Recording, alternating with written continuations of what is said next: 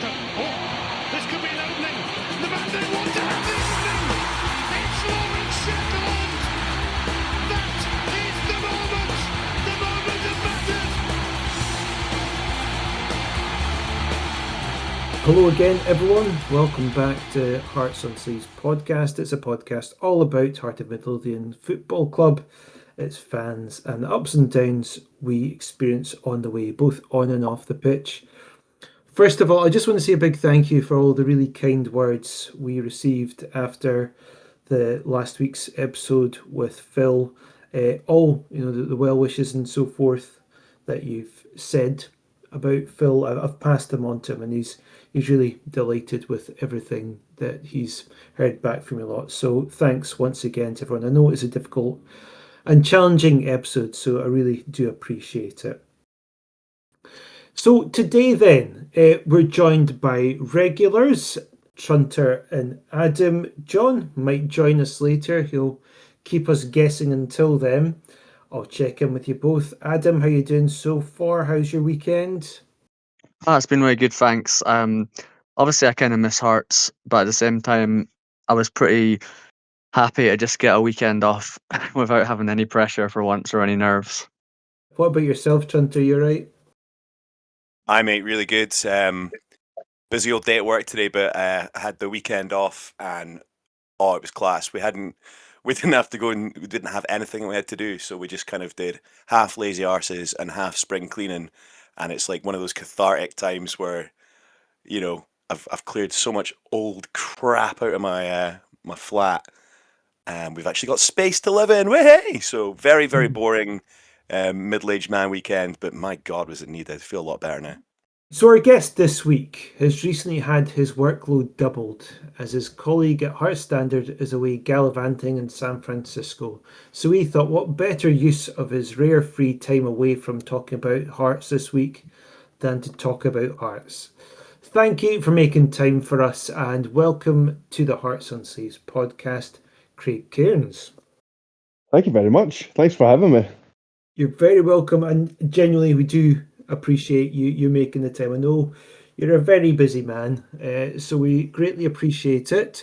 However, I do think you enjoy talking about Hearts, and that will be what we're talking about today. Yeah, definitely. Nothing I can't do off the top of my head, so it should be nice and easy. I've definitely had...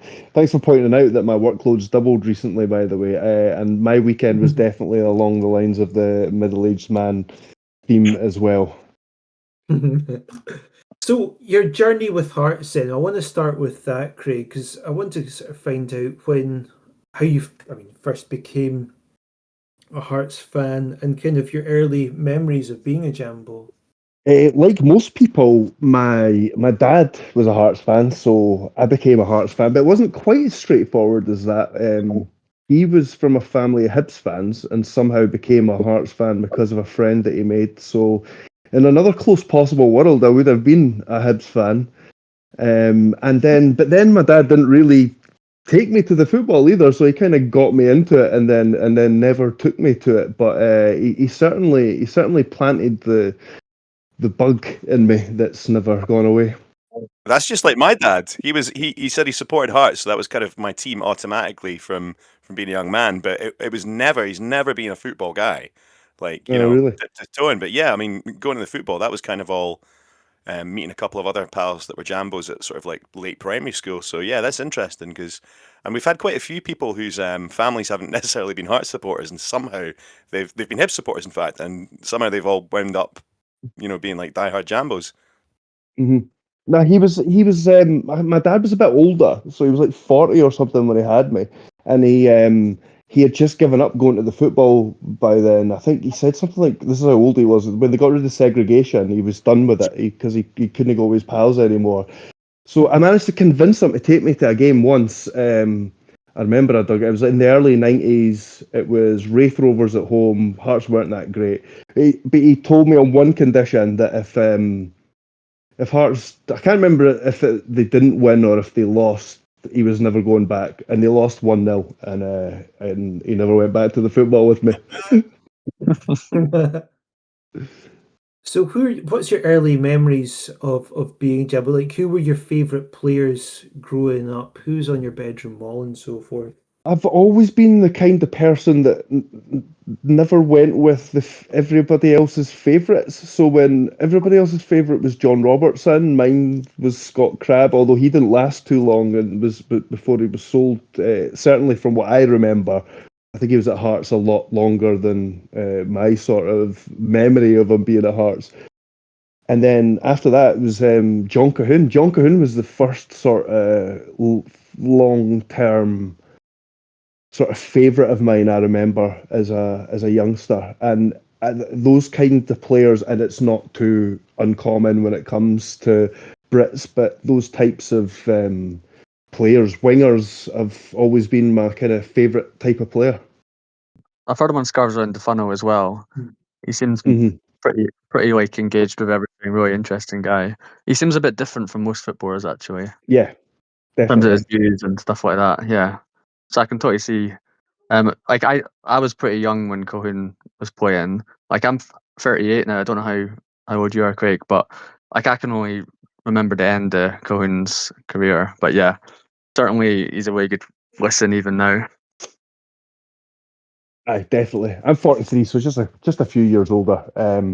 So I caught the teams that he was really, really good, the sort of early mid 90s that I remember. The team that got to the cup final in '96, and then I don't know, sort of faded a wee bit after that, I guess. But yeah, the sort of early to mid '90s, I remember him being very, very good, and that's some of my sort of earliest memories of following Hearts.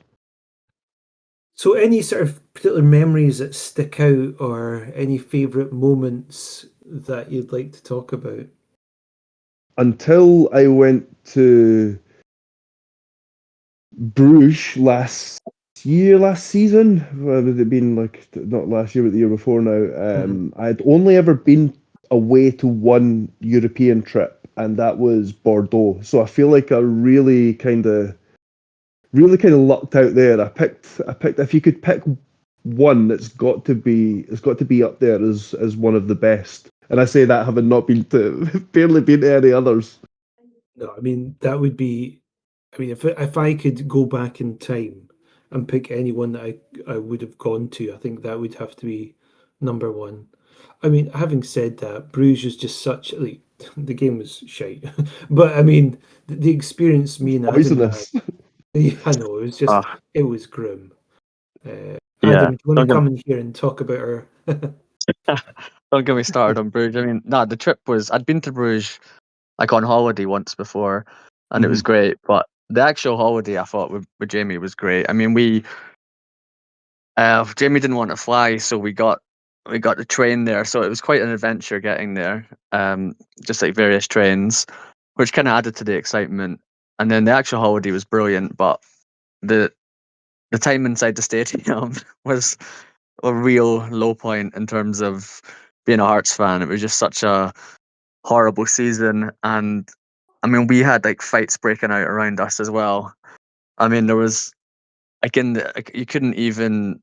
Everyone was standing up in the ground, and you couldn't get past people in the row. Hmm. So I don't know if you were in like the with the away fans or the media bit. Maybe you weren't in I the was I was just there as a fan that time, so I went over and did some work. But I was the same as you. I'd right. been to Bruges once before on holiday, and the trip was brilliant this time. But it was just the Yeah. game. But I was away from I was kind of up at the top left of the Okay. stand, just kind of staying away from all the crowded bits. To be honest, Yeah. I was up Well, where we people were. were falling asleep because they were too drunk and things like that. Yeah, we were like right in the middle of the crowd, and I mean, the rows were so close together that Hmm. people couldn't get past you without climbing on the seats. And then every couple of minutes, like a drunk person would slip, fall down, and knock out another five people. I mean, we had a guy behind us fell and was basically unconscious with another Hearts fan just punching him repeatedly. And then about like a bunch of us actually had to grab the guy to stop him from punching this guy in the head who was like unconscious already. So it was a pretty and then obviously when all the booing and chanting and everything, it was Yeah, I wasn't a fan of the stadium, and it was also certainly wasn't a fan of the match. But I don't regret going because I've only ever been I've been to Spurs and Liverpool. That was it until Bruges. So it was my first one outside of the UK. So it was a great experience just seeing Hearts abroad. But yeah, the actual match itself was pretty horrible. Those other games were pretty decent picks as well. I mean, the Tottenham Oh one, I yeah, know that it was not really much in it going into the game, but at least there was that moment with the penalty save and stuff. yeah. That was it was actually a really nice experience going to that one, and yeah, I got a bus down as well, which overnight, which took me like 9 hours or something. Um, One of the highlights of the trip for me was like my uncle's friend giving me a first class ticket on the train back to Edinburgh. I was so happy I didn't have to get on the megabus again because I couldn't actually fit. Like, I'm 6 foot tall, and like I'd sit on the bus and I couldn't put both my feet on the ground because there wasn't enough space. But the actual match was amazing. Like, just seeing a penalty save, and then Liverpool is up there in my top kind of maybe top 5 memories. Um, like my dad was terminally ill at the time, and I went with him, and like, yeah, that goal against Liverpool has got to be up there in my top kind of top memories of Hearts. Um, so that's my favourite one so far. Bruges was great as a holiday, just absolutely terrible as a football experience. So yeah, hopefully the Champions League next season we'll get a few more experiences, right? Yeah, four decent Yeah. away trips. I just need Jamie. I don't know if you're up for flying when we go next. That 16-hour journey back from Bruges was Oh, jeez, honestly, that like was absolutely horrendous. It there's just like took forever to get home. So after that, I'm like trying to tell Jamie to not to find a way to fly, because John, who's obviously normally on this, my brother, he's he's not keen on flying either. So yeah, I'm not keen on getting a. John's claiming he's going to get a train or a bus to wherever we play, but I was like, that could be a bit of a nightmare depending on the Jesus. country. There's a chance out of the quartet that I'm the second best flyer, and I went decades being absolutely petrified of flying, man.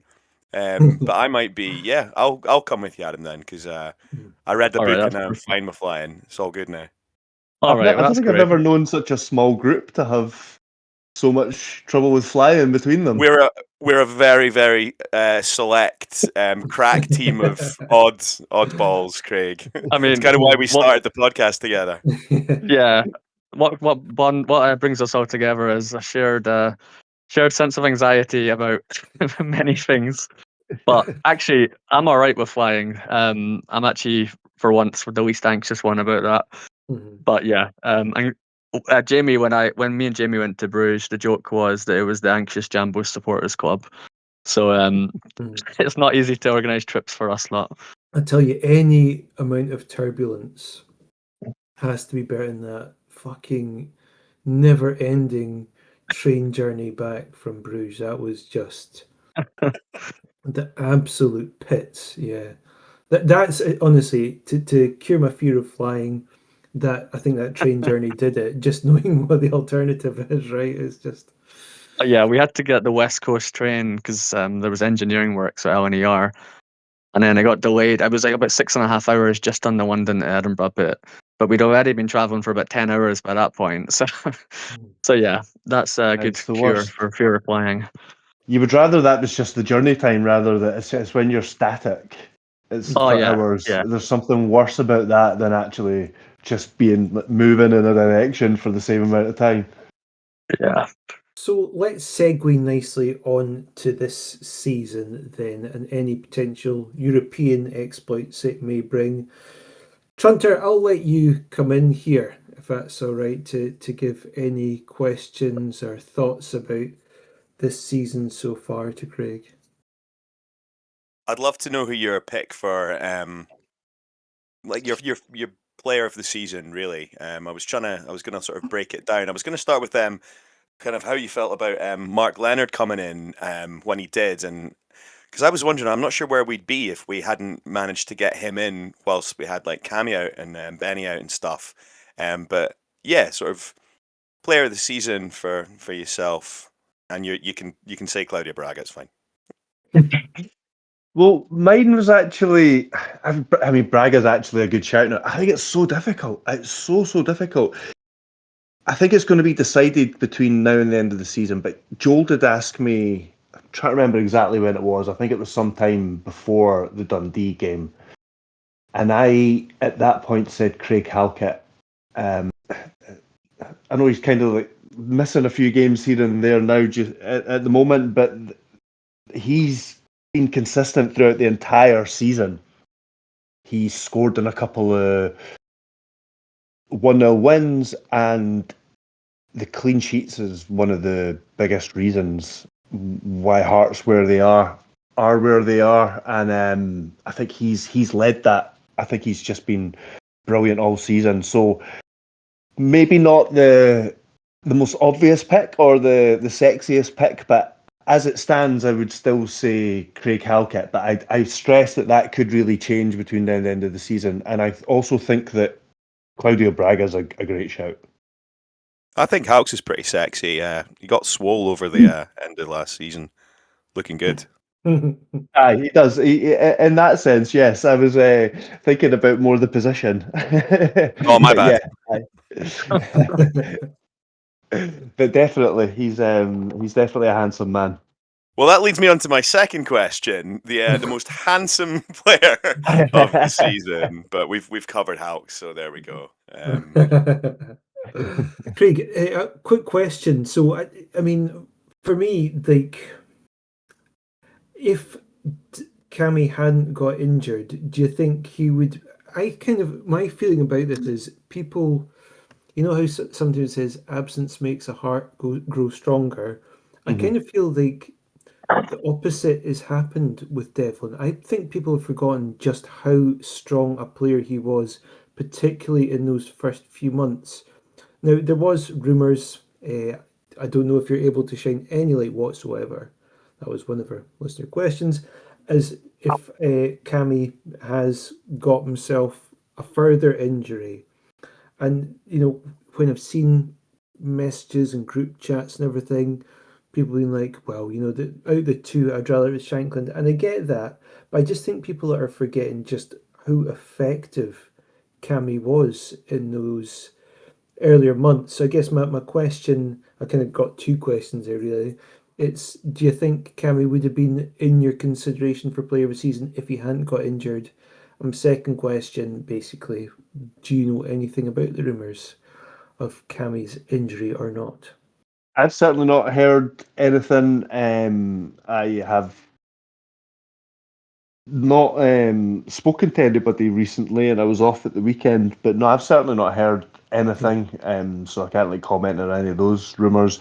But I do think that to go back to your first question, I think he was almost a dead cert to be player of the year the way he was playing earlier in the season. He and Beningame were as a duo in their bossing games until the two of them went out the team around the same time. And I totally agree with what was said about Mark Leonard there earlier. I don't know if you're meaning a shout for player of the year. He probably hasn't been at the club long enough to be in the conversation for that, but I'd certainly Probably more the fact that we really needed that kind of stopgap. I mean, I don't think he's been like yeah. player of the season or anything like, Right, but I okay. think we'd be in deep shite. No, definitely. I was so lucky to be able to get him in. Hearts didn't have any midfielders going into that Celtic game when it all happened. There was pretty much nobody available. I mean, maybe Magnuson,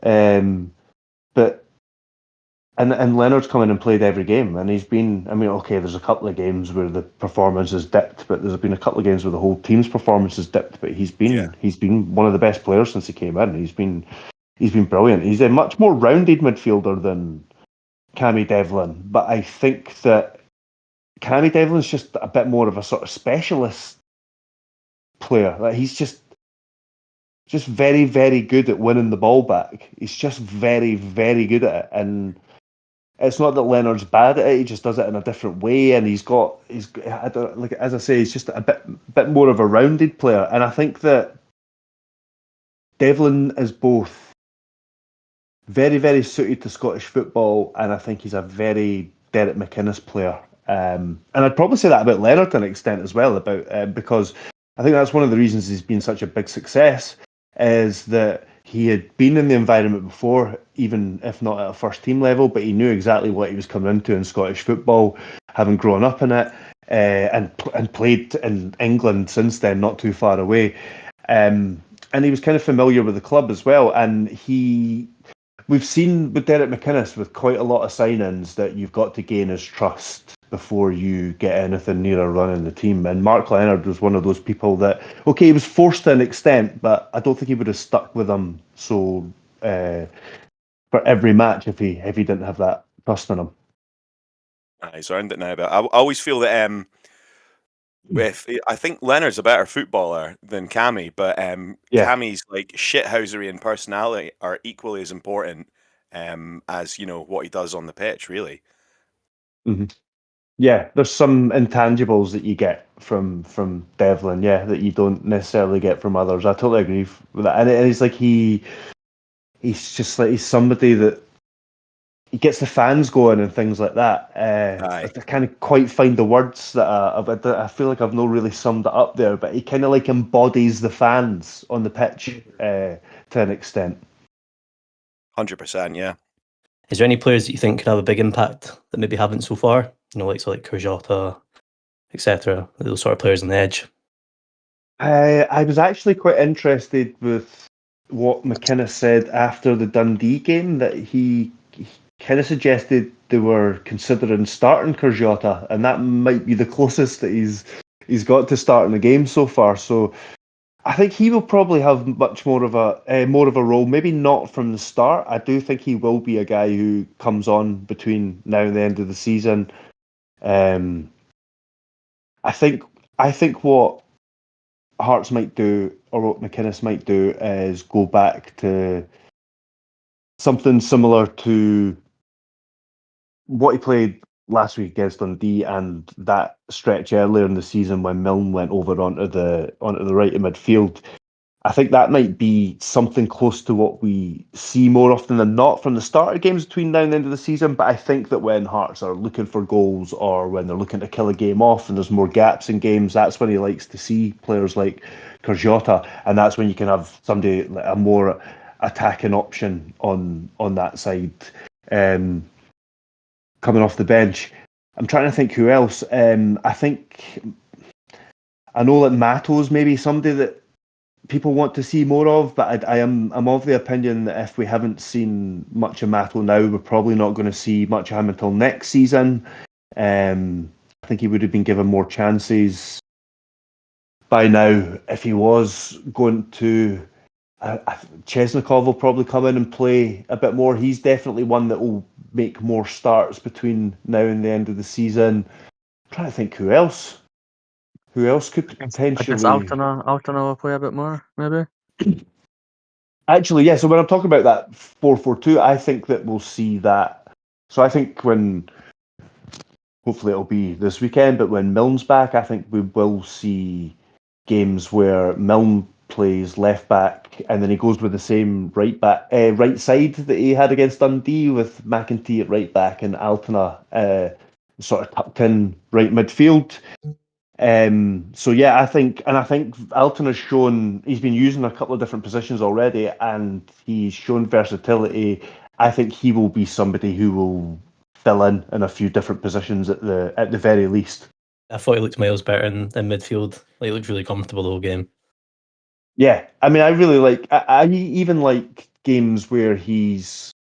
So I think it was Hibs. He came on as a sub, and even Kilmarnock to an extent, his first thought's always to go forward, regardless of where he's playing on the pitch. And sometimes that's a drop of the shoulder and a dribble. Sometimes it's picking like a threaded pass. He's much less likely to play the safe option than quite a few of his teammates, especially those who play across the back four.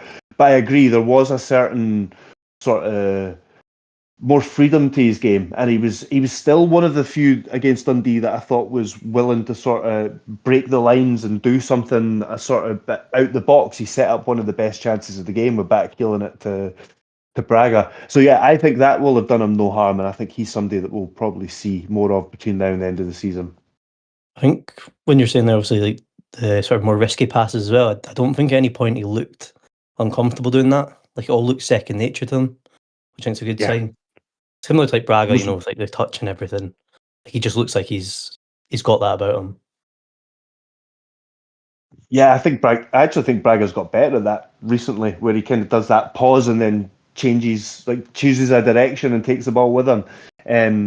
But yeah, Altona, there was one in particular where it was actually at Kilmarnock, and it was late in the game, and the Hearts were looking like they could play all night and not score. But he seemed to pick this pass out to Leonard that nobody else seemed to see, and it was from like his right back position, and it's just that's what I really like about him. That is he, and there's times where he'll play, and I'm sure it'll come back to bite him a couple of times as well. But there's times where he'll play like a risky switch of play across the midfield as well. Not even like a high sort of crossfield pass, just like a low sort of ball across to the other fullback. But yeah, I do like how his thoughts always to head up, look for something forward, look to open up the game in some sort of way.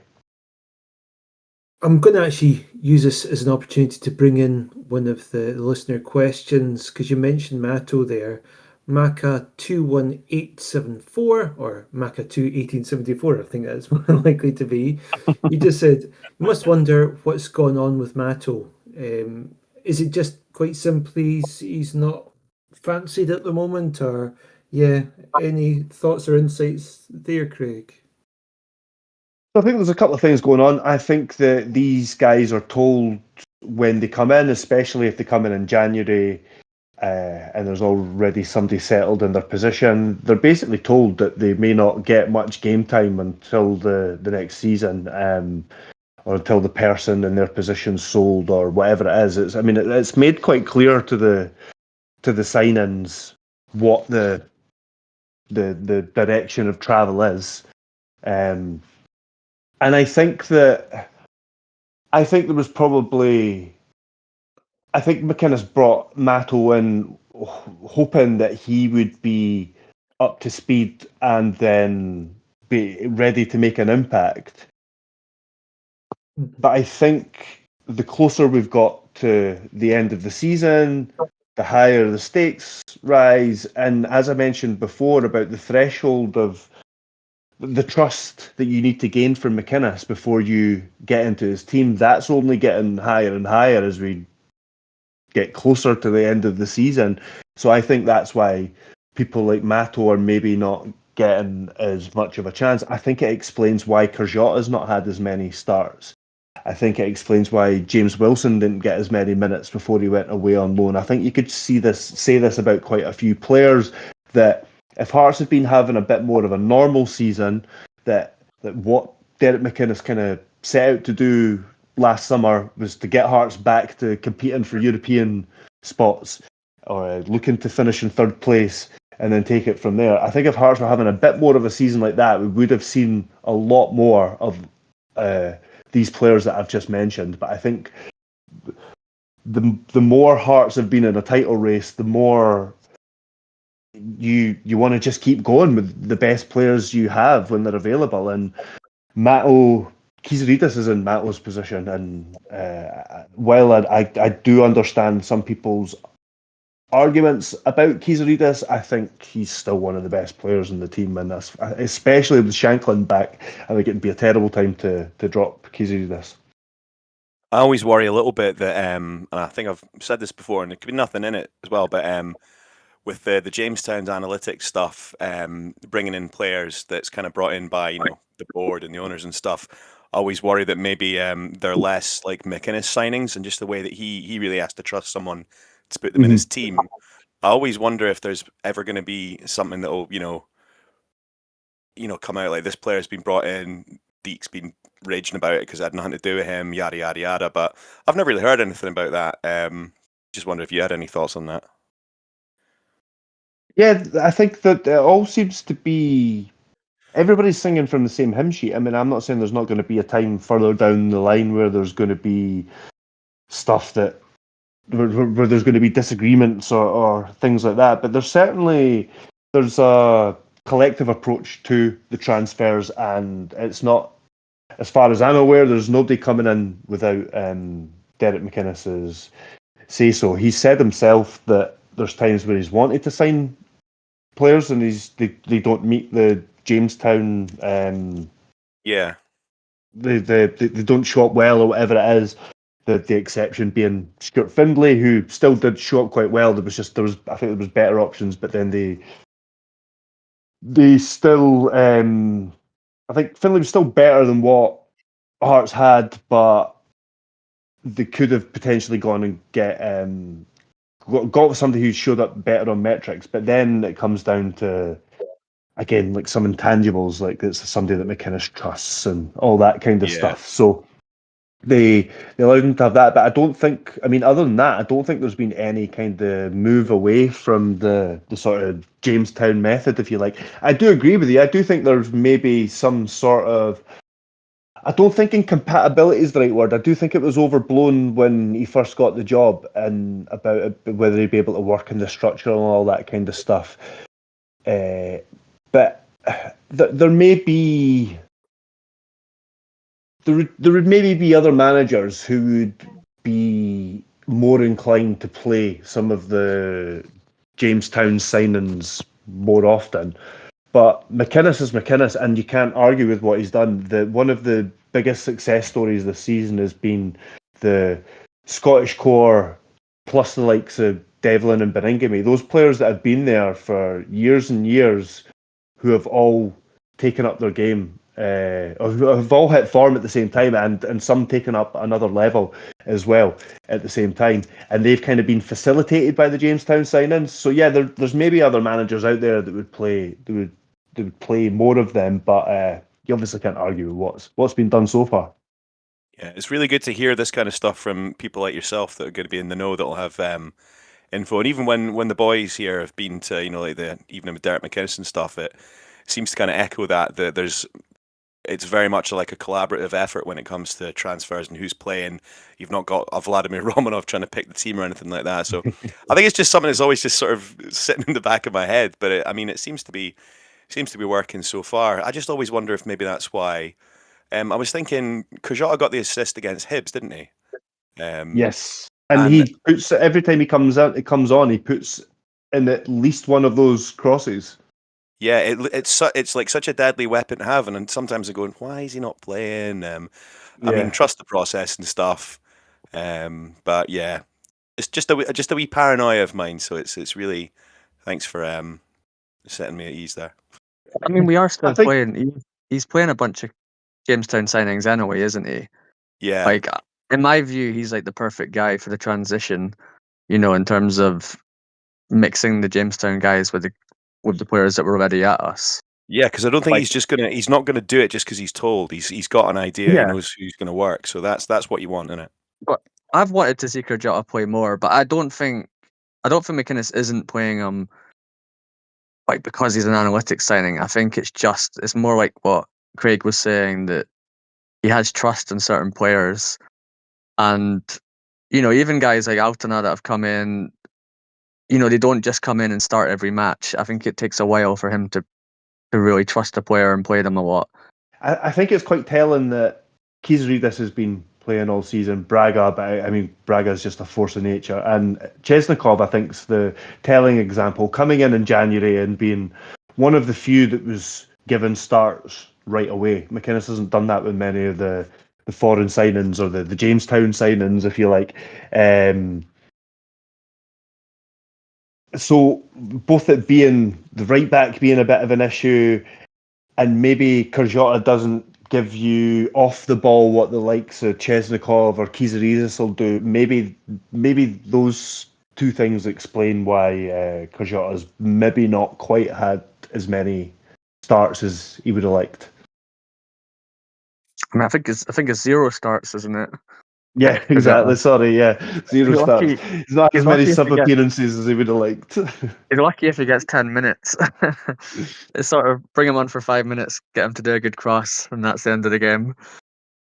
I'm not. The thing is, you can't complain, can you? I mean, we're top of the league. You've got to trust what McInnes is doing. There's obviously a reason why he's not playing Kajata more. I mean, but Kajata, yeah, he's a funny one where he's lucky to get 5-10 minutes on the park. But yeah, I mean, at least he's ahead of Alan Forrest. Although, actually, Forrest came on in the last game ahead of Kajata. John, there's a couple of players that I know you sort of always had a bit of a soft spot for. You're quite interested in getting Craig's thoughts on them. Do you want to come in?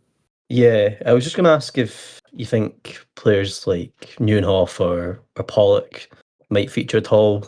I mean, I was going to say before the end of the season, but I might just say inevitably ever feature again. Do you think they've still got a chance, or do you think it's kind of one of those ones with been too many injuries? It's probably time to let it go. Yeah, the Neuenhoff one's interesting. I mean,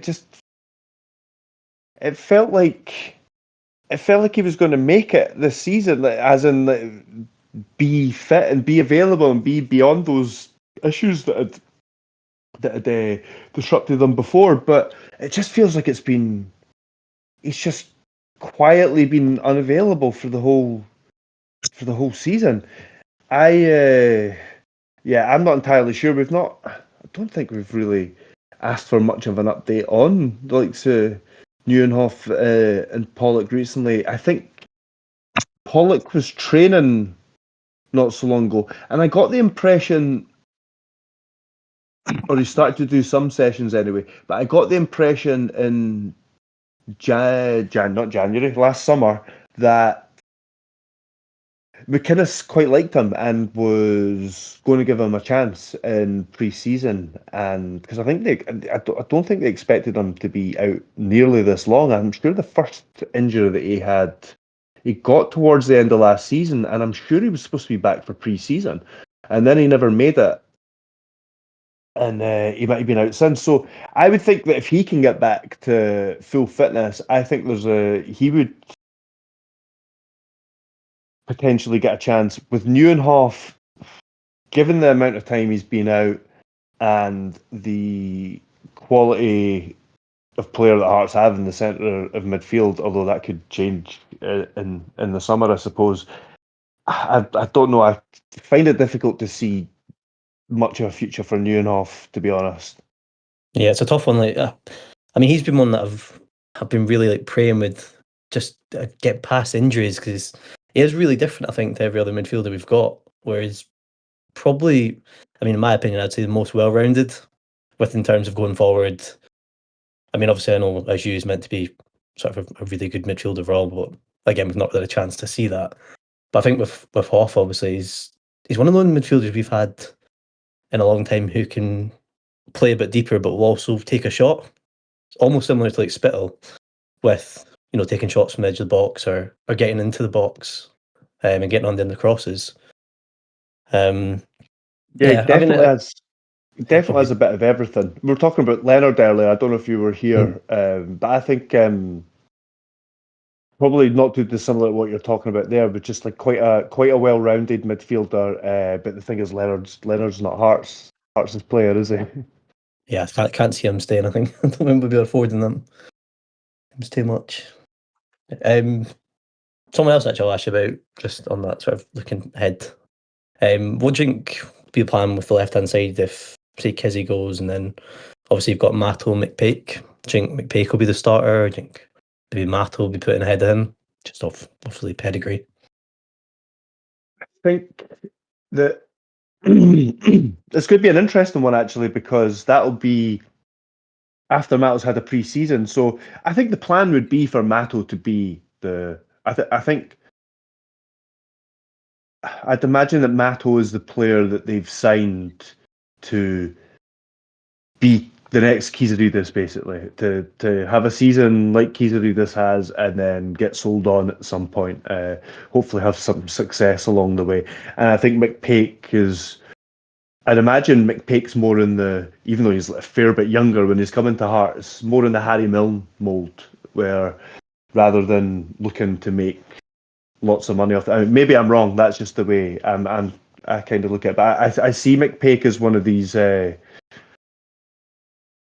similar to Milne and to McEntee. These just kind of like really low risk, but at the same time, you know what you're getting to a certain extent. They're already sort of acclimatized to the football here. So yeah, I think McPake, if he had signed in January, and this was after me saying in January that I thought he would have just come and sat on the bench if Hearts had signed him. I think he actually would have played to give Keysreedis a bit more of a break, and I think he would have been a bit more match ready than Matto.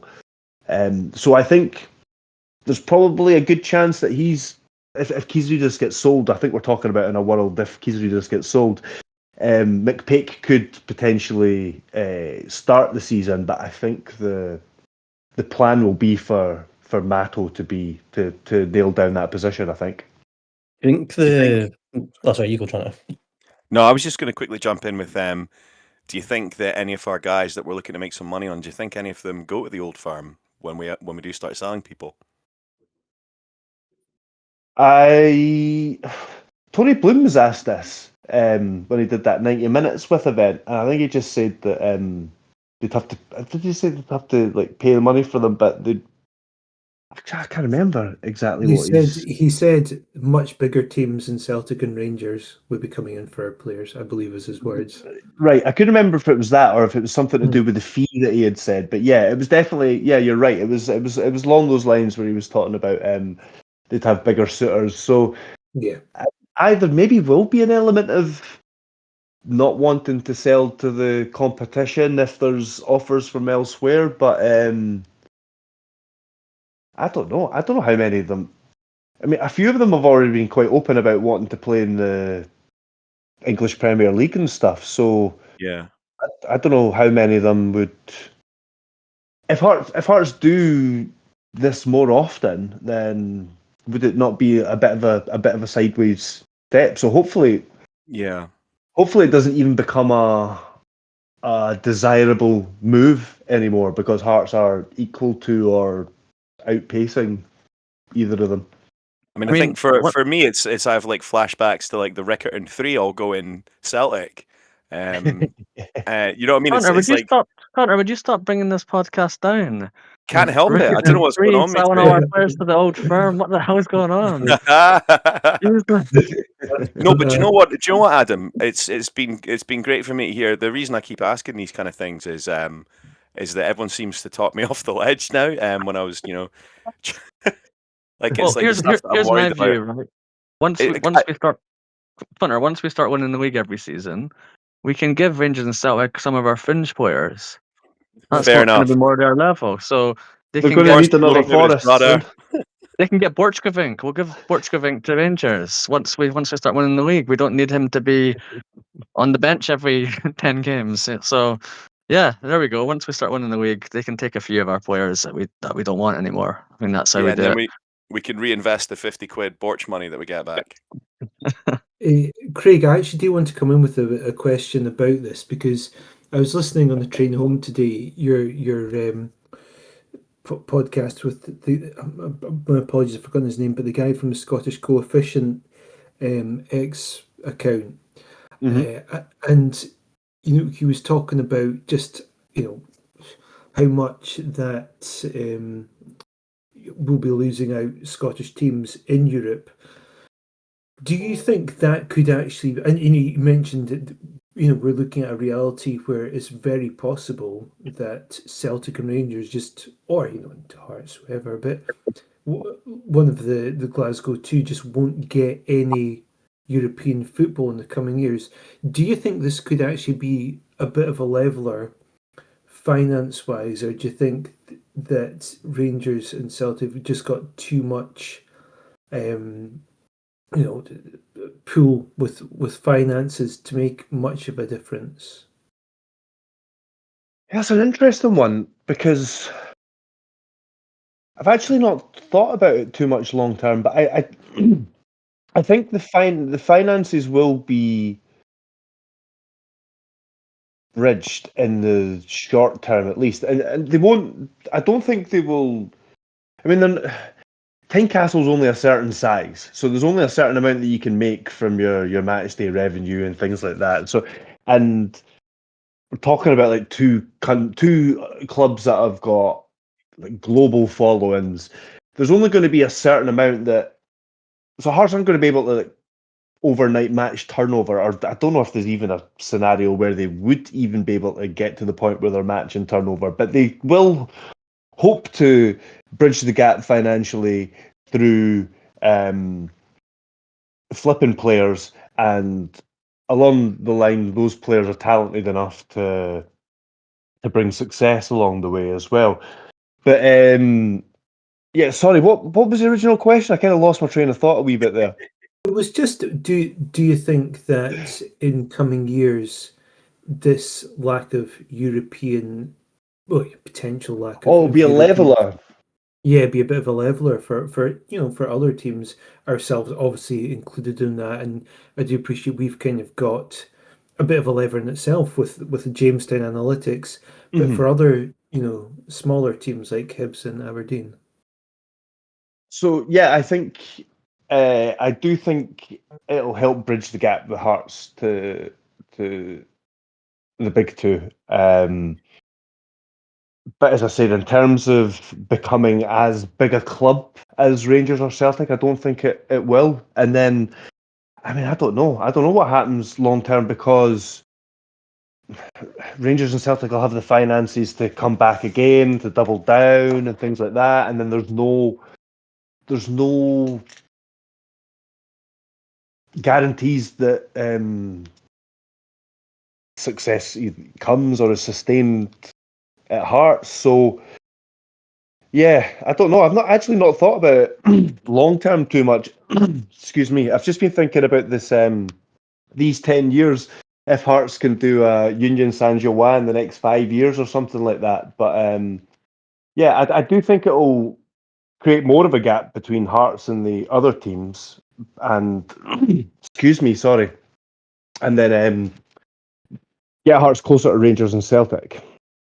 Do you think we might target some more sort of homegrown players? Just looking ahead with obviously Europe. Obviously, like with McPake, being Scottish and everything like that. If that might become more common if we're going to be in Europe more often.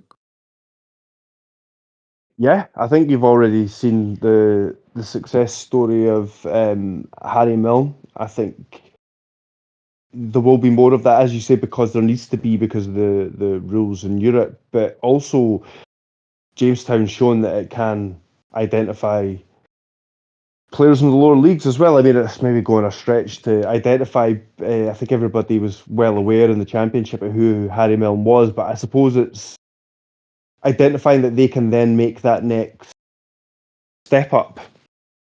They've shown that they can go to places like the Norwegian third tier and the Icelandic second division and things like that and do it, but they've also shown that they can in Scotland. So yeah, I expect that, and especially while Derek McInnes is manager, because he stressed the importance of having a Scottish core to the team. Is there anyone in Scotland or of Scottish nationality that you think, in particular, that would be someone you would look for at the moment? Ben Stanley is a name that's come up a couple of times, and from what I've seen of him over the last couple of seasons, he was quite young then. It was not long after he made the move from Airdrie to Thistle, but I was covering quite a lot of the Championship around then and was always impressed by him. I think even though Jamestown don't do goalkeepers, and he's already signed at Hearts, but I think that Liam McFarlane's a future number one at Hearts. Oh God, I'm not sure about. I can't think of any others off the top of my head. I tell you what, I would not have said Josh McPake. By the way,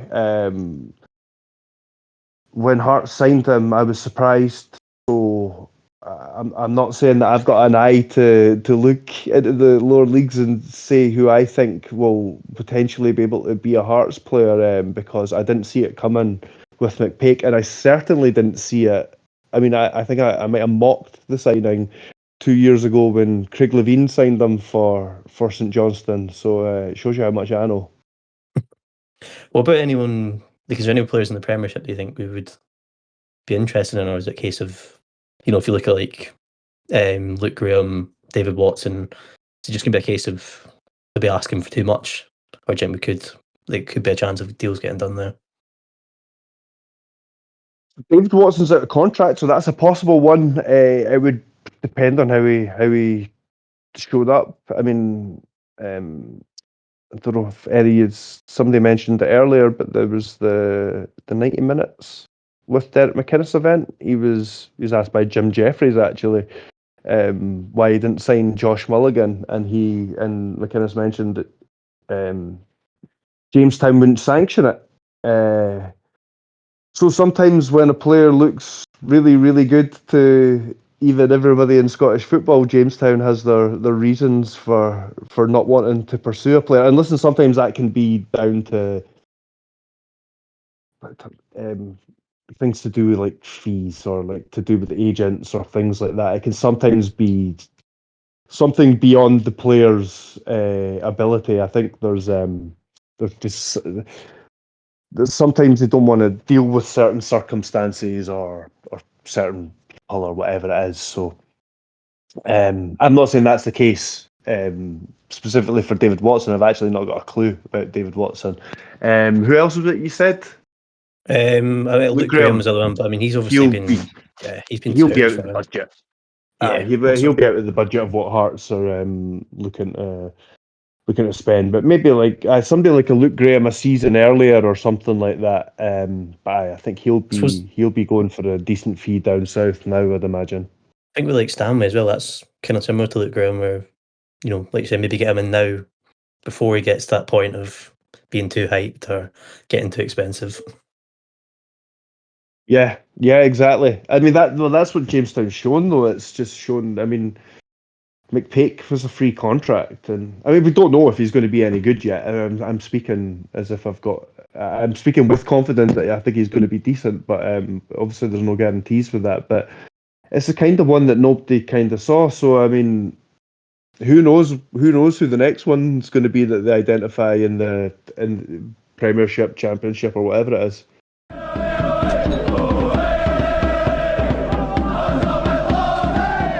Right, Trunter, I believe you have a quiz for us. Do you want to go ahead with that? Yeah, I do, but John's kind of fucked it by. Although I say that, you'll probably get all the answers right, because I took the opportunity when I thought our youngest member wasn't here tonight, and I've gone a little further bit back in time for a sponsor quiz. So we are looking at the 1995-1996 season, and I've just got a list of the front of house. That's what I do. Front of shirt sponsors for all the teams, and I just want to sort of feel free to shout and scream. Whoever gets in first wins. There are so many iconic sponsors and kits in this one. It was fun to look at. But Craig, yeah, just if you know the answer, just shout. And just embrace the chaos, my man. Okay. So you're going to say the team names, and then we have to shout out the. No, you say the sponsor. He says the sponsor. We need to say the team name. Oh, okay, right. And no pressure. Joel was amazing at every quiz, but no pressure, Craig. Right, the iconic Beezer Holmes. Falkirk, yeah. Was that Adam? Yep. Yeah. I mean, Craig said it, but I think after. Yeah, you were first. Adam, you get the point. Well done. But can you tell me, Haller? Celtic. That's a Craig. No. This is very much one of my formative years of watching football. So I remembered most of these, but I didn't remember North Sound Radio. Aberdeen. Oh, you fucker! Who was that? I think it was John. I think it was John. I just heard North and I thought I'll shout Aberdeen. The little green box flicks up and John's came up first. So Yeah. No, Good eyes, Adam. Good eyes. I'm not competitive at all, John. It's just at heart stuff. One of the easier ones. Mikuen's Lager. Rangers. Rangers. Oh, Adam's got in ahead of you again there, Craig. What about, this is an iconic one for me, Motorola. Motherwell. Motherwell. Oh, that was Adam again. It's just me and Craig saying it about 1 second Aye. apart. Craig You know what the is funny thing currently is? Adam's echo. The other one, this one's easier. I think because I had like the football stickers and stuff in that era, so I can remember the 100%. parts better than if you ask me ones from 5 years ago, I don't know any of them. Nah, me neither. See, when I was looking this one up, I was going, fuck's sake, it'll be hard for poor Yeah. John because he's too young. But yeah, these are pretty all iconic. I had the I mean, full John Panini normally album. wins every quiz, so it's good that he's That's struggling not in true this at all. one. Aye, fuck them kids. I'm 26, come on. That's like I'm 12. All right, Junior. So in that case, can you Connor, can we cut out the swearing? We've got John present here. No more swearing, please. Oh, poor baby. Okay, what about Textile World? Oh.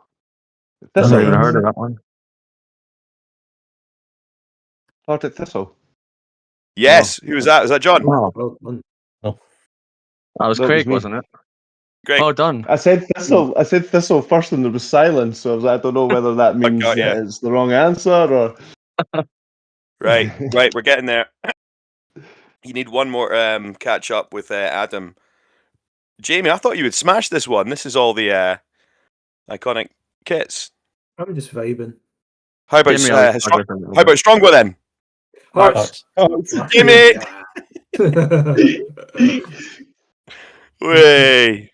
I've been looking. I've got it sitting in like my eBay thing.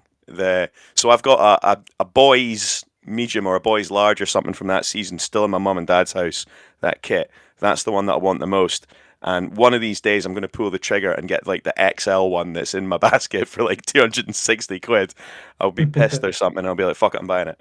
Not yet, though, not today. One of my favorite memories as one of my not favorite, but one of my big memories as a kid going to the games is I'm always saying the UK's number one cider, like before Mhm. every match.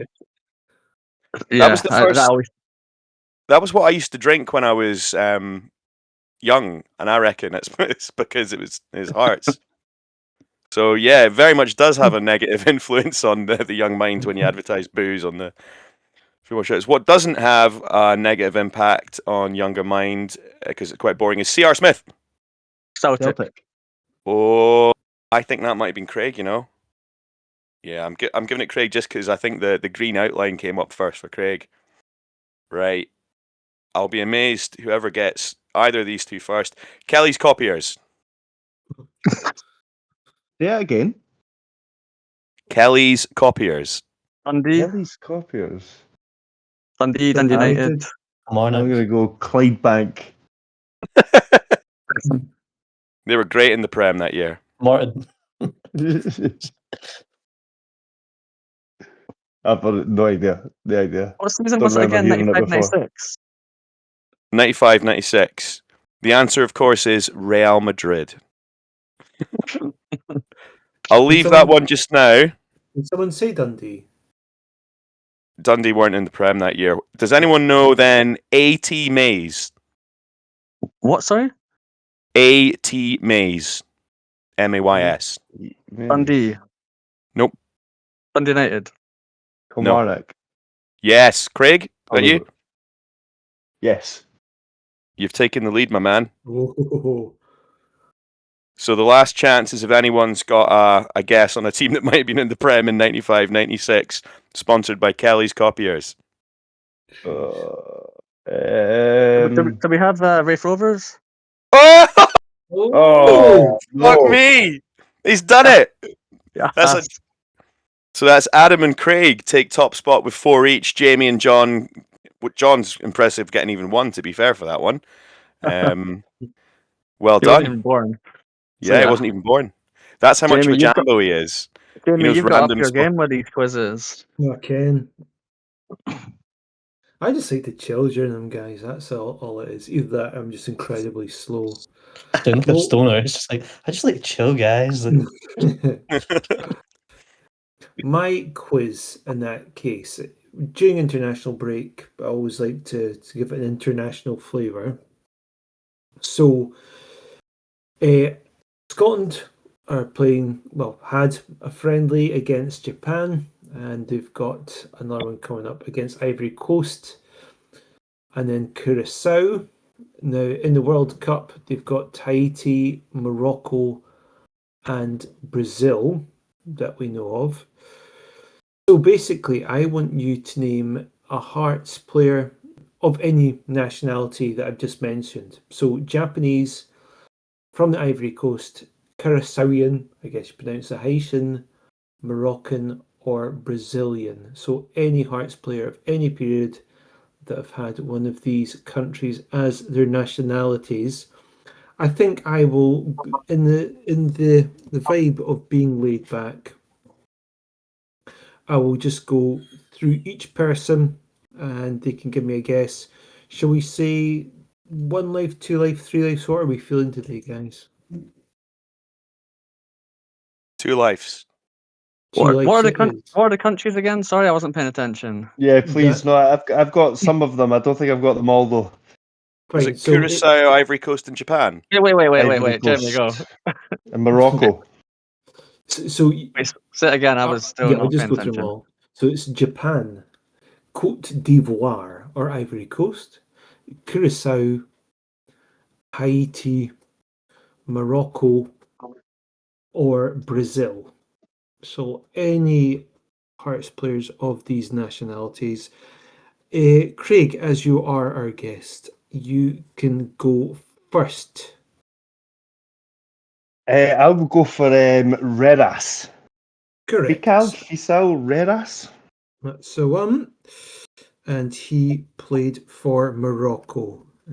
So that takes you off the mark.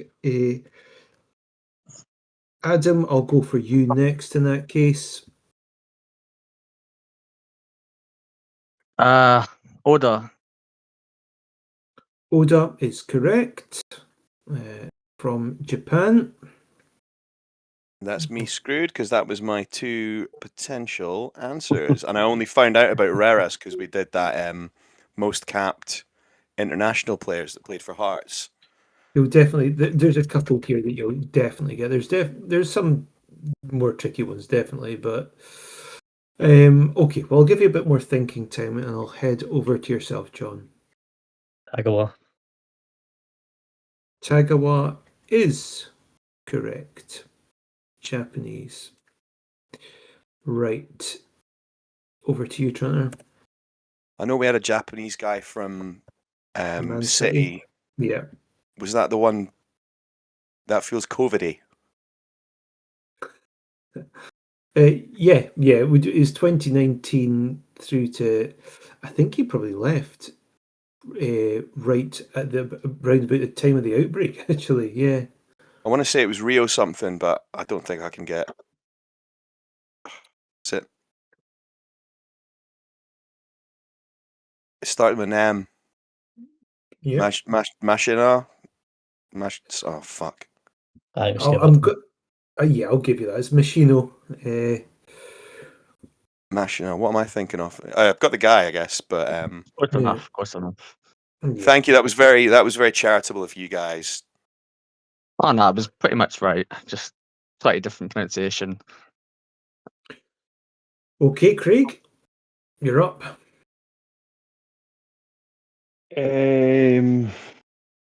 As you. Correct. Brazilian. All right, Adam. Samuel Camazola. Well done. Early season, right? Yeah. So another Brazilian. Okay, so just to kind of go over, we've still got 3 Moroccans, 1 Brazilian, and 1 Curaçaoan. So there is just to give a bit of a spoiler, no Ivory Coast or Haitian players have ever played for Hearts. John, it's you. Igor Rossi. Well done. The final Brazilian. Taking you to 2. Hunter, I should know Trent? Igor Rossi. I was watching a lot of football at that time. I'm trying to think. No. Mark de Vries wasn't Curaçaoan, was he? He was Dutch. He wasn't Curaçaoan, no. Suriname, I think, was his other. Suriname, that's yeah. Right, yeah. Hold on.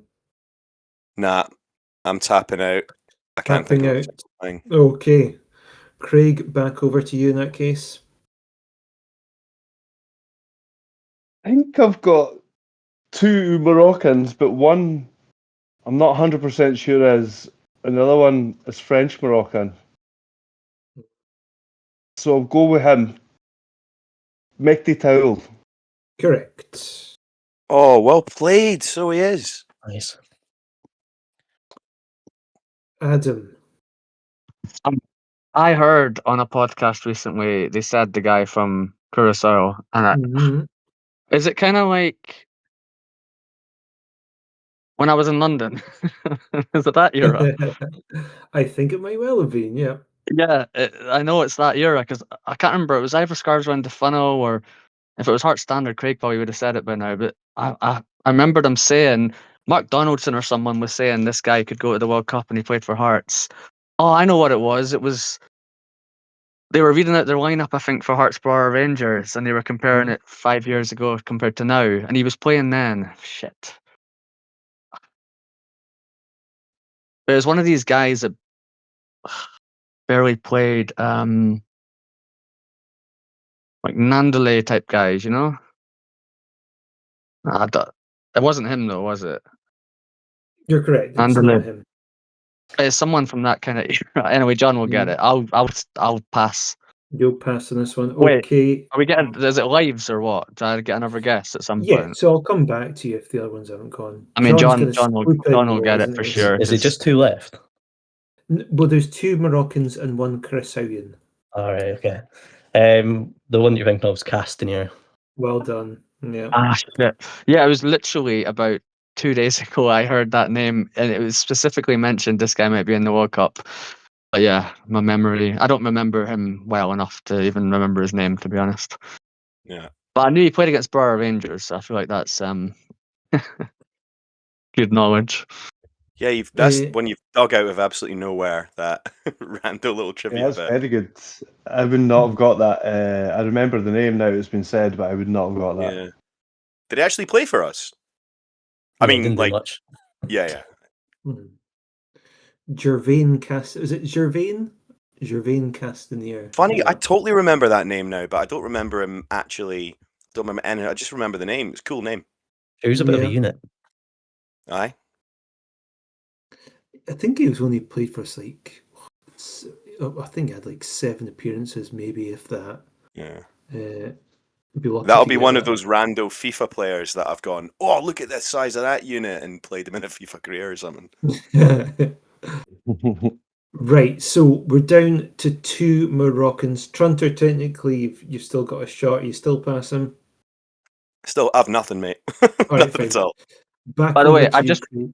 Sorry. I just looked up the Borough Rangers lineup, and he was playing. That's why I had Nandale in my head, because Mark Donaldson read out the entire lineup and said one of them is going to the World Cup potentially. Anyway, I didn't get Half a it. I'm just saying. Yeah, ultimately, you've not got it.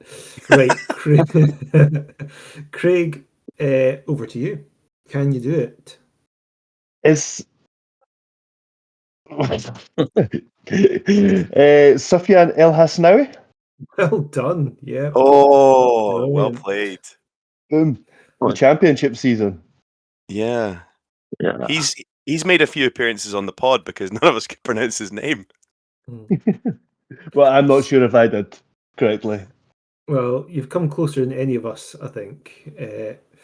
Adam, you've kind of got just glory to play for here, really. You can't catch up with Craig. However, if you get it, it does mean your brother can't beat Craig or be joint That's a level. good I incentive. know it as well. Of Oh, course, did you? I mean, Craig, No John knows pressure. absolutely anything from the last 10 years. John knows every woman player, Yeah. despite him only being 12 years old. One more Moroccan, is it, right? Correct. Can you give me the position? A forward. I'm not going to get this. Give you his Forward. height, date of birth. What's his name? No, I think I peaked at the sponsorship quiz. Moroccan forward. This last few years, a long time ago. 2017. Yeah, I'm not even. Fine. Put him out of his misery, John. Well, I'm pretty sure that this is the player that I put in the chat laughing at his former teams. I don't know if this is where you started the quiz from, but it's El Chule. Well done. Yeah. Yeah, I was never gonna get it. Yeah. Mm. Of course. A forward with an average of 0 goals per game for us. So a memorable turn for the Jambos. Still got the best former team though. That Badalona's brilliant. Oh yeah, right enough. Yeah. I'm kicking myself about the women Curacao one after literally 2 days ago hearing his name. Oh well. So it finishes Just a bit of Craig fun. with Just a 4 bit of fun, right? points. Craig with 4 points. John with 4 points. Adam with 2 points. Trunter with 1 point. Yes. Okay, so this weekend, Hearts will be playing away to Livingston. Celtic will also be playing on the Sunday after us, and they'll be playing away to Dundee. Rangers at home on the Saturday to Dundee United. As we talked about, it does mean that potentially we could be going into the game on Sunday no longer top of the table, albeit just on goal difference. There's sort of a statistic that's been bandied about quite a bit at the moment, and it's just that there's only been one game week where all three Celtic, Rangers, and Hearts have all won. So, odds on, it's pretty likely one of these teams will drop points. What are people thinking then before we look at Livingston against Hearts? Rangers, Dundee United, first of all, any possibility? Rangers' home form has been remarkably solid. Is there any chance that Rangers could be the one dropping points? No. I can't see it. If it had been in Tannadice, then possibly, but I can't see it. As you say, with Rangers' home form. I think the one thing that could work against Rangers is that whenever they've got into the position this season, they've choked a little bit. They don't have, like Hearts, they don't have a lot of title winning experience in their team. So that's about, for me, I know it sounds clutching at straws, but I think that's about the best bet for Rangers not getting a result. Otherwise, I would expect them to win, to be honest. The only I think- positive is that Dundee United have scored 5 against them, I think it is, or 4 or 5 in the last couple of games. So it's not, it's not impossible they do get a goal, even though they are pretty poor. They just beat Celtic. Mhm. The other thing I'll throw into the mix as well, on top of that, is that Dundee United have something, tangible to play for. They still could potentially get top 6. It's pretty unlikely, but they still have a chance of making top 6. They do actually have something to play for, especially with Falkirk playing away to Motherwell. That's not a guaranteed win for them. They do need Falkirk basically to lose at. And also the net added bonus is if Dundee United do happen to win against Rangers, I know it's unlikely, then Falkirk will then really need to win against Rangers the following week to make sure they make top 6. So that could be a nice little fall on from that. As unlikely as it is. But again, that is very much my hope, because if Rangers go to Falkirk Stadium the following week with Falkirk already got top 6 in the bag, they've not got a huge amount to play for. So yes, that is my hope. What about Dundee Celtic? What are people's thoughts on that? I think it's anything's a bonus. I think I'm in the McInnes camp where you expect them both to win, and then anything that you get is a bonus. I know that Celtic didn't win there earlier in the season, but I think that because they lost recently, I think that will give them a kick up the arse a bit, and I can't see them losing 2 weeks in a row. I don't think they're great, but I would be surprised if they lost again. Craig, you're giving the fear a wee bit here, because that kind of means, by your reckoning, if we're going by that, it's very unlikely that any team, it's very unlikely that all teams will win. That means the dropping points might be at Livingston. But, I mean, how confident are you, Craig, about this game? I'm very confident. I just think that Livingston have shown all season that they're not very good, and the only thing that worries me is that recent result that they had when they lost to Kilmarnock, that felt like the end. That felt like it didn't mathematically confirm it, but it pretty much it felt like that's them consigned to the bottom spot now. And I hope that doesn't mean that they then go into this game with, oh, we've got nothing to lose, because sometimes you see teams play with a bit more freedom when they don't have that pressure anymore. But again, like I'm saying, I think that's the same kind of scenario I'm describing as I was saying with Dundee United before. I think that's just kind of like an outside chance that they've got of getting a result, but it would have to be their first. It would be their first win in 32 matches in all competitions or something crazy like that. So, yes, I think given Hearts' form, even though it's not as spectacular as it was earlier in the season, the players they've got coming back, the players that they've had in form in recent games, I think Hearts will be fine, to be honest. Say if we do lose that one, then that means we've fucked it. Definitely, eh? I mean, yes and no. I mean, I think it'd be difficult. It'd be difficult to take the lead in the league again if they were to relinquish it this weekend with a defeat at Livingston. I agree with that, but at the same time, I feel like that Celtic fans were saying, "Well, that's it last week," but then if they win this week and Hearts don't, then all of a sudden they're back in it. And I don't know, Rangers drew at Livingston a few weeks ago, and then their season was over. So while I would be pessimistic, like you're saying there, I would still probably be trying to tell myself that there's probably still going to be twists and turns all the way until the end of the season. Must be so fun for all the neutrals watching it, because obviously I don't think we can really enjoy it. Like, this is great, a proper title race that's properly exciting. Someone Yeah. that's not usually in the title race is here, and that's amazing for the neutrals. But I'm hating it. Yeah, the start of the season was brilliant, wasn't it? Just winning Yeah. everywhere, Hearts were going, singing in the sun.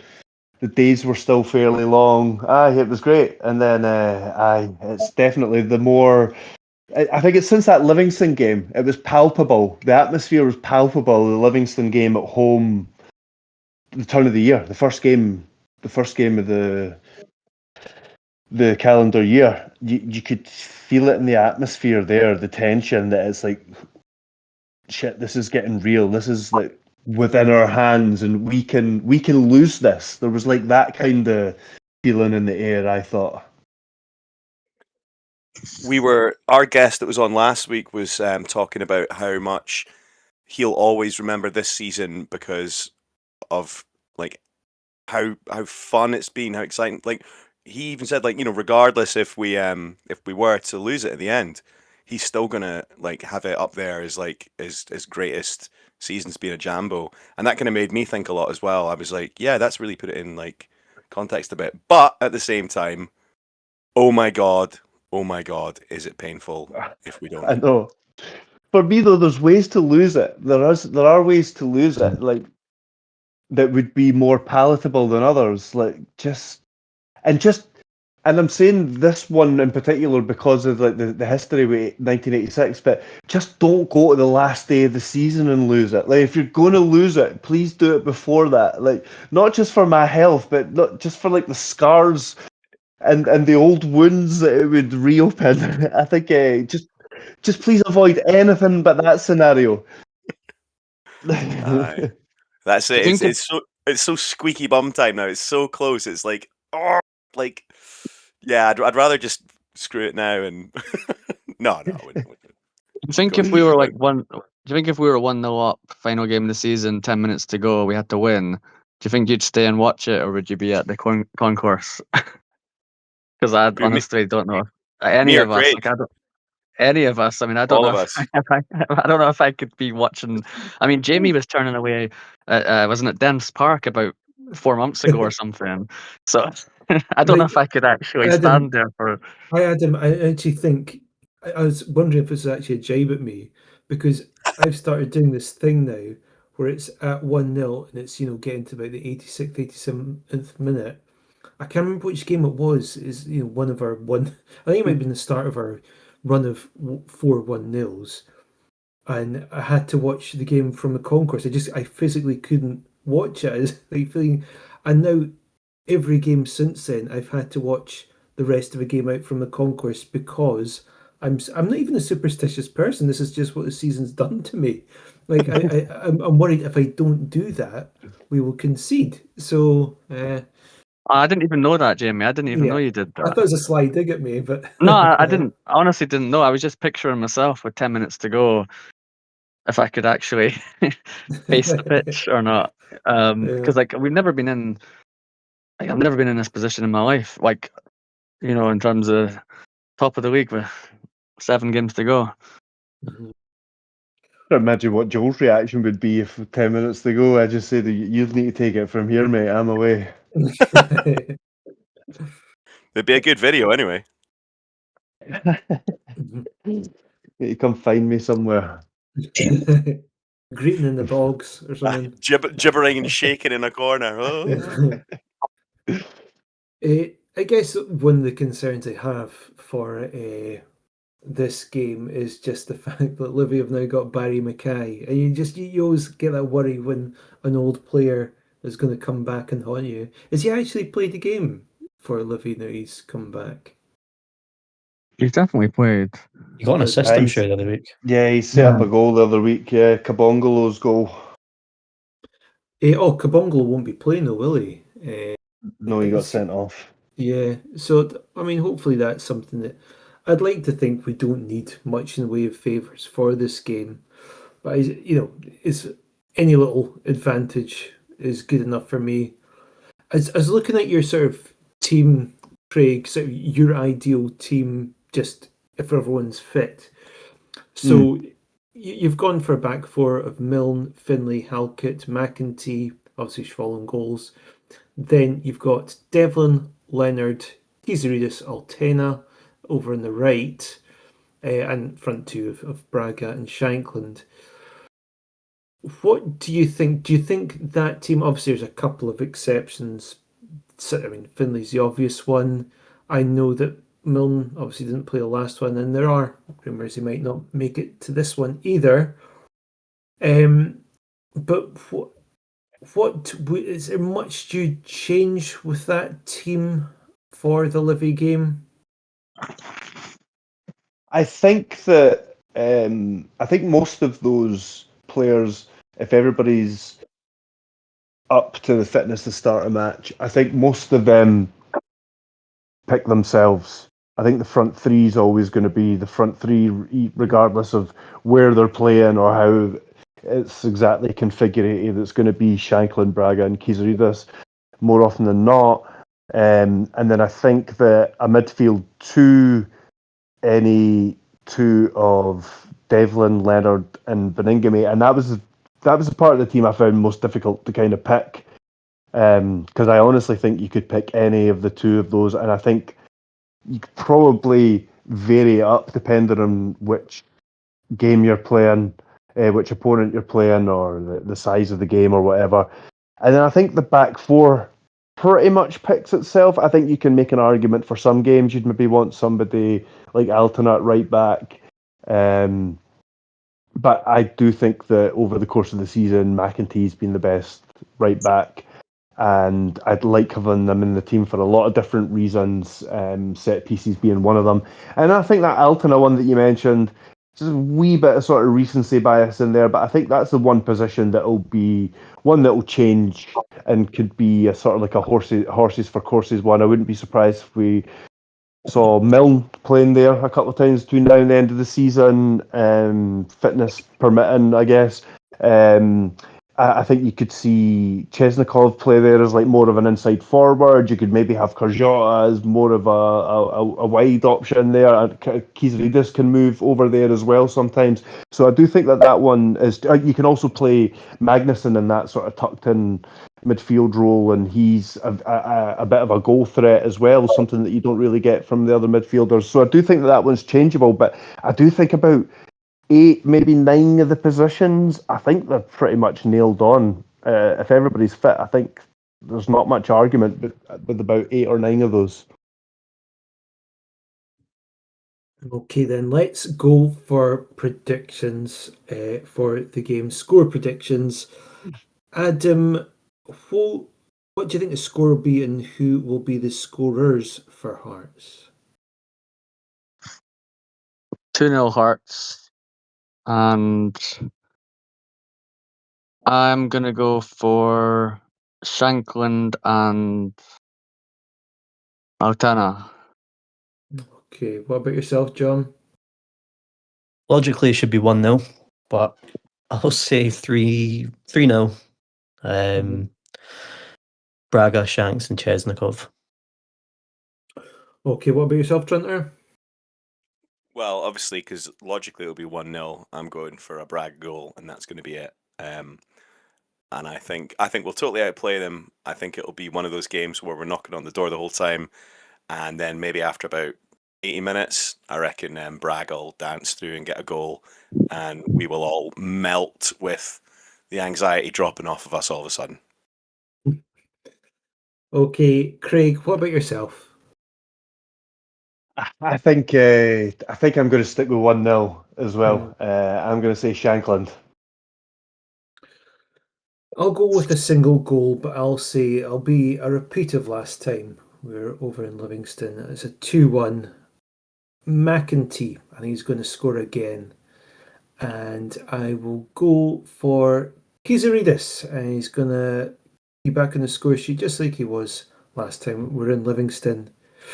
Okay, Craig, what is on the cards for this week? Where can we find you on socials? Is there anything you would like to promote to people? You can find my work at heartstandard.co.uk. We also have a YouTube channel. Just search for Heart Standard. Stuff going up on at least one of them daily. Lots of stuff.